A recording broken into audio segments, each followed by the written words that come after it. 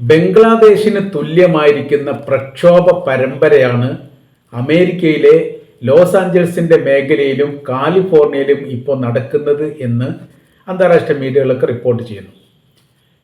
കുടിയേറ്റക്കാരെ ഇറക്കാൻ വേണ്ടി അമേരിക്കയുടെ പ്രസിഡന്റ് ഡൊണാൾഡ് ട്രംപ് കൊണ്ടുവന്ന അനധികൃത കുടിയേറ്റം എന്ന് പറയുന്ന നിയമങ്ങളൊന്നും യഥാർത്ഥത്തിൽ കൃത്യമായിരിക്കുന്ന നിയമവ്യവസ്ഥക്കനുസരിച്ചല്ല ചെയ്യുന്നത്. അതിക്രൂരമായിരിക്കുന്ന കുടിയിറക്കമാണ് അവർ ചെയ്യുന്നത് എന്നതിനാൽ അതിനെ ന്യായീകരിക്കാൻ വേണ്ടി സാധിക്കില്ല എന്ന് പറഞ്ഞുകൊണ്ടാണ് പ്രക്ഷോഭകാരികൾ റോഡിലിറങ്ങിയത്. കലാപഭൂമിയായി യഥാർത്ഥത്തിൽ കുടിയേറ്റ പ്രക്ഷോഭം കാലിഫോർണിയയുടെ നഗരത്തെ മാറ്റിയിരിക്കുന്നു എന്നുള്ള റിപ്പോർട്ട് പുറത്തു വരുന്നു. ഡെമോക്രാറ്റിക് പാർട്ടി ഭരിക്കുന്ന കാലിഫോർണിയ കേന്ദ്രീകരിച്ചുകൊണ്ട് രാഷ്ട്രീയമായിരിക്കുന്ന ഇടപെടലാണോ റിപ്പബ്ലിക്കൻ പാർട്ടി നേതാവായിരിക്കുന്ന ട്രംപ് നടത്തുന്നത് എന്ന് അവിടുത്തെ ഗവർണർ ചോദിച്ചിരിക്കുന്ന വിവരങ്ങളും വലിയ പ്രാധാന്യത്തോടു കൂടിയാണ് പത്രമാധ്യമങ്ങൾ ഏറ്റെടുത്തത്.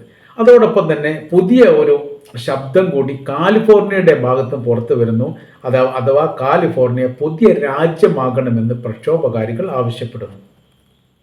മുൻപും ഇത്തരം ആവശ്യങ്ങൾ ഉന്നയിച്ചിട്ടുണ്ടെങ്കിൽ പോലും ഇത്ര ശക്തമായിരിക്കുന്ന അഭിപ്രായങ്ങൾ പറയുന്നത് ഇതാദ്യമായിട്ടാണ്.